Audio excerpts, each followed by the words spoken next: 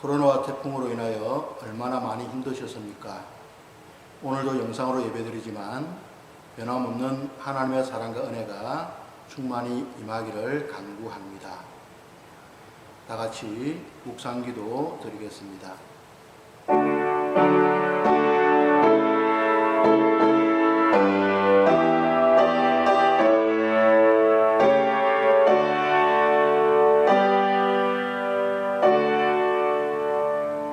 여호와는 자기를 경외하는 자들과 그의 인자하심을 바라는 자들을 기뻐하시도다. 아멘. 하나님, 삶에 지친 우리를 불러주시고 사랑의 손길로 품어주시니 감사합니다. 하나님께 영광이 되고 우리에게 은혜가 넘치는 복된 예배가 되기를 원합니다. 처음부터 끝까지 성령께서 주관하여 주시고 인도하여 주시옵소서. 예수님 이름으로 간구드립니다. 아멘. 사도신경으로 우리의 신앙을 고백하겠습니다.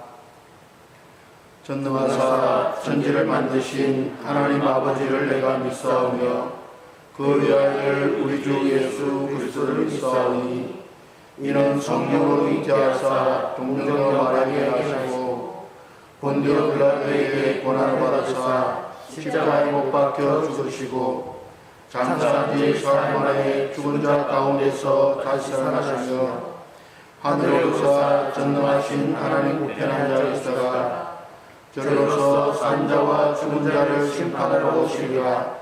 성령을 믿사오며 거룩한 공예와 성도가 서로 교통하는 것과 죄를 사하여 주시는 것과 몸이 다시 사는 것과 영원히 사는 것을 믿사옵나이다.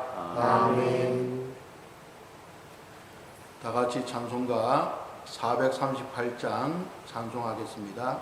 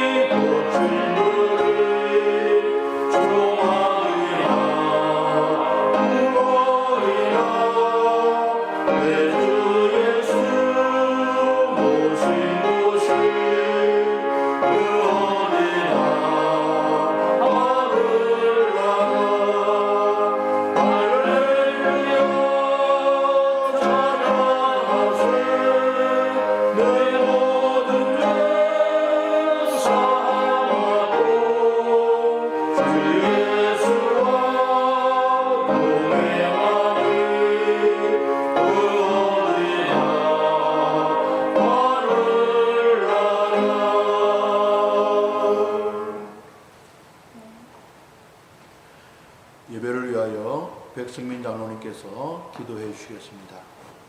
사랑과 은혜가 풍성하신 하나님 아버지, 오늘도 거룩한 주일 주님께 경배드리며 풍성한 의의 기쁨을 누리게 하시니 감사를 드립니다. 지난 주간의 삶 속에서 저희들을 적 가운데 지켜주시고 또한 폭염과 태풍, 코로나19로부터 지켜주신 주님께 감사를 드립니다.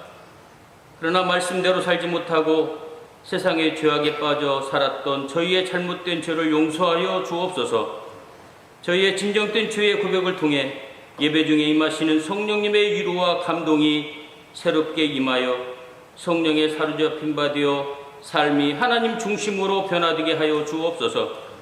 사랑의 주님, 무더웠던 여름은 어느새 물러가고 아침 저녁으로 시원한 계절을 허락하시니 감사드리며 이 좋은 계절에 이웃을 향한 넉넉한 마음을 가지게 하여 주옵소서.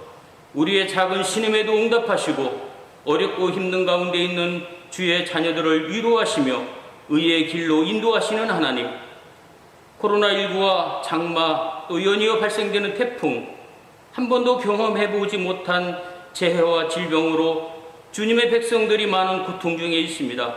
하나님, 우리의 신음을 들으시어 속히 이 재난에서 회복되게 하여 주시옵소서. 긍휼을 베풀어 주옵소서. 경제와 우리의 삶이 새롭게 변화되는 일상의 기적을 누리게 하여 주옵소서.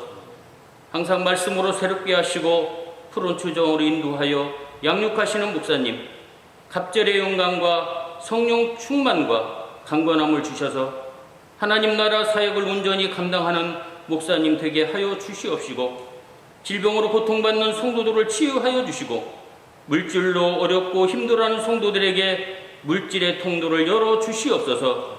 직장과 학업, 군에 입대한 청년, 어느 곳에 있을지라도 지켜주시고 믿음 지키며 믿음으로 승리하는 자녀들 되게 하여 주시옵소서.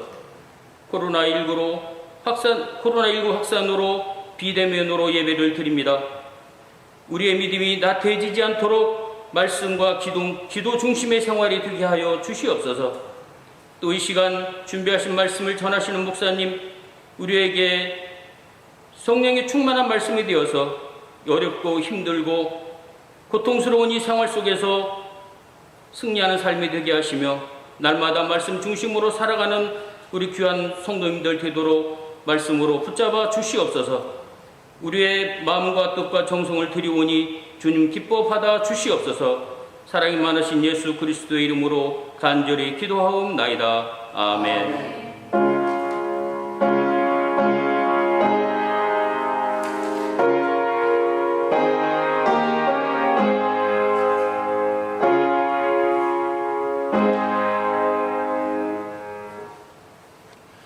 하나님 말씀 봉독해 드립니다.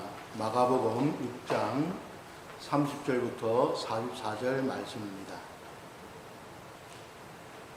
사도들이 예수께 모여 자기들이 행한 것과 가르친 것을 낱낱이 고하니 이르시되 너희는 따로 한적한 곳에 가서 잠깐 쉬어라 하시니 이는 오고 가는 사람이 많아 음식 먹을 겨를도 없음이라. 이에 배를 타고 따로 한적한 곳에 갈새 그들이 가는 것을 보고 많은 사람이 그들인 줄 안지라. 모든 고을로부터 도보로 그곳에 달려와 그들보다 먼저 갔더라. 예수께서 나오사 큰 무리를 보시고 그 목자 없는 양 같음으로 인하여 불쌍히 여기사 이에 여러 가지로 가르치시더라. 때가 저물어 가매 제자들이 예수께 나와 여짜오되 이곳은 빈들이요 날도 저물어 가니 무리를 보내어 두루 촌과 마을로 가서 무엇을 사 먹게 하옵소서. 대답하여 이르시되 너희가 먹을 것을 주라 하시니 여짜오되 우리가 가서 200데나리온의 떡을 사다 먹으리이까. 이르시되 너희에게 떡이 몇 개나 있는지 가서 보라 하시니 알아보고 이르되 떡 5개와 물고기 2마리가 있더이다 하거늘 제자들에게 명하사 그 모든 사람으로 때를 지어 푸른 잔디 위에 앉게 하시니 때로 100명씩 또는 50명씩 앉은지라. 예수께서 떡 5개와 물고기 2마리를 가지사 하늘을 우러러 축사하시고 떡을 떼어 제자들에게 주어 사람들에게 나누어 주게 하시고 또 물고기 2마리도 모든 사람에게 나누시매 다 배불리 먹고 남은 떡 조각과 물고기를 12바구니에 차게 거두었으며 떡을 먹은 남자는 5,000명이었더라. 아멘. 오늘 말씀은 지난주일에 나눴던 말씀과 같은 이야기입니다. 하지만 이 시간에는 예수님께서 보리떡 5개와 물고기 2마리를 가지고 5,000명이나 되는 많은 사람을 어떻게 먹이셨는지 거기에 초점을 맞추어 말씀을 나누고자 합니다. 이미 받은 말씀에 오늘 주시는 말씀을 더함으로 말미암아 말씀을 통하여 주시는 은혜를 온전히 받아 누리기에 부족함이 없는 여러분들이 되시기를 주님의 이름으로 축원합니다. 오늘 말씀에서 떡과 물고기를 먹은 사람이 누구입니까? 누가 떡과 물고기를 먹었습니까? 예수님과 제자들이 가는 것을 보고 달려 나온 사람들입니다. 그런데 이들의 달려오는 모습은 보통이 아닙니다. 그들은 예수님과 제자들이 배를 타고 가는 것을 보고 난 후에 출발했지만 배보다 더 빨리 목적지에 도착해서 예수님을 기다릴 정도로 간절한 마음으로 열심히 예수님께 달려 나왔습니다. 그리고 마침내 그들은 예수님이 전해주시는 천국 복음과 함께 떡과 물고기를 먹었습니다. 그렇습니다. 정말 간절한 마음으로 예수님을 향하여 달려 나왔던 사람들이 떡과 물고기를 먹었다면 오늘 우리도 그러해야 합니다. 주님 앞에 나오실 때마다 은혜를 사모하는 간절한 마음으로 나오셔서 주님이 주시는 생명의 양식을 배불리 먹기에 부족함이 없는 여러분들이 되시기를 간절히 바라고 원합니다. 예수님은 어떻게 먹이셨습니까? 첫째, 풍족하게 먹이셨습니다. 42절에 보면은 다 배불리 먹었다라는 말이 나옵니다. 이 말은 고대 그리스에서 영웅들이 만찬을 끝내고 아주 만족스러울 때 배부르게 먹었다라고 말하듯이 최고로 풍성한 식탁을 표현하는 관용적인 표현입니다. 그러면 오늘 말씀에서 다 배불리 먹었다라는 말은 예수님은 당시 어떤 사람들보다도 풍성한 식탁을 베풀어서 배불리 먹였다라는 뜻입니다. 두 번째로 예수님은 평등하게 먹이셨습니다. 당시에 먹고 마시는 문화를 보면 신분이 높은 사람들이 먼저 먹었습니다. 높은 사람들이 먼저 먹고 좋은 포도주를 마시고 그 다음에 신분이 낮은 사람들이 먹었습니다. 그러다 보니 신분이 낮은 사람들은 남은 음식을 먹을 수밖에 없었습니다. 남은 음식의 양에 따라서 배불리 먹기도 하고 배가 고파도 먹지 못하기도 했습니다. 그런데 오늘 말씀에서 먹고 남은 떡과 물고기가 12바구니가 되었다는 말은 못 먹은 사람이 한 사람도 없다라는 말입니다. 신분과 계급에 상관없이 모든 사람들이 다 배불리 먹었다라는 말입니다. 사랑도님, 여기서 한 가지 생각할 것이 있습니다. 배고픈 사람에 대한 제자들과 예수님의 생각입니다. 제자들은 때가 저물어가는 것 보고 배고픈 사람들 걱정했습니다. 제자들은 예수님에게 사람들을 보내어가지고 먹을 것 해결할 수 있도록 하자고 말씀을 드렸습니다. 사실 제자들은 예수님 앞에 달려온 그 사람들 때문에 쉬지도 못하고 밥도 못 먹었습니다. 그런데 그 사람들의 배고픔을 걱정하고 있으니 제자들의 마음이 정말 아름답지 않습니까? 하지만 예수님은 그런 제자들에게 한마디 칭찬도 하지 아니하고 너희가 먹을 것을 주라고 하셨습니다. 제자들에게 먹을 것이 없고 돈이 없다는 것을 몰라서 그렇게 말씀하셨습니까? 아닙니다.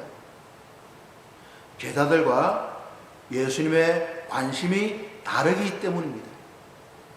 제자들의 관심은 많은 무리들을 마을로 보내어서 그들이 스스로 먹게 하는 것입니다. 하지만 예수님의 관심은 먹음이 아니라 먹임입니다.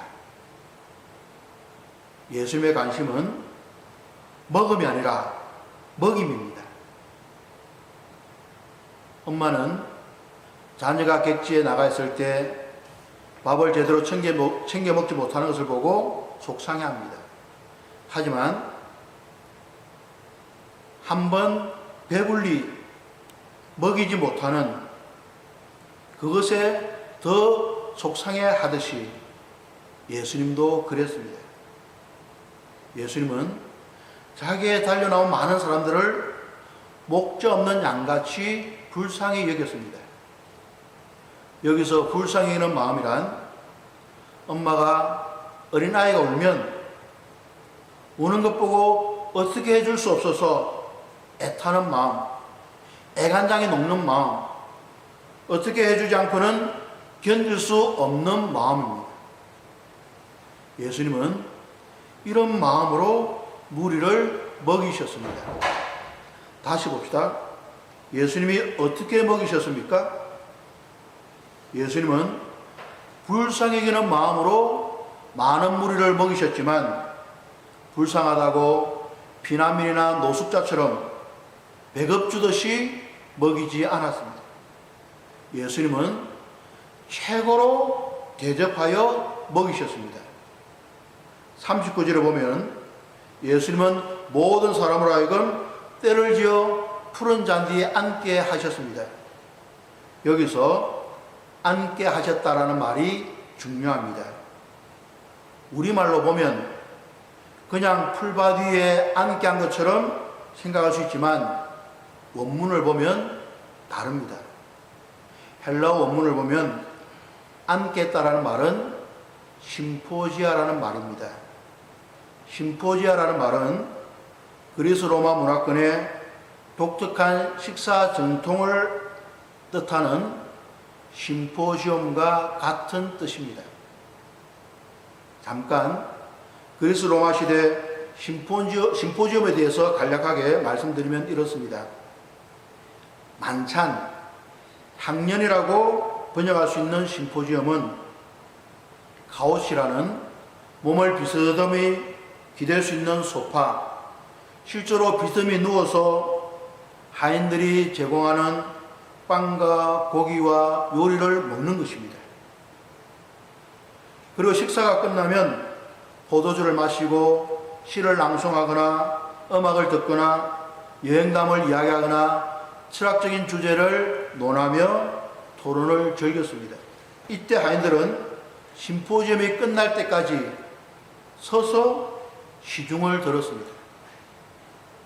그런데 예수님은 비스듬히 누울 수 있도록 소파는 아니지만 풀밭에서 당시 상류층 사람들이 먹고 마시던 심포지엄과 같이 그런 자리를 만들어서 목 잡는 양 같은 무리들을 대접한 것입니다.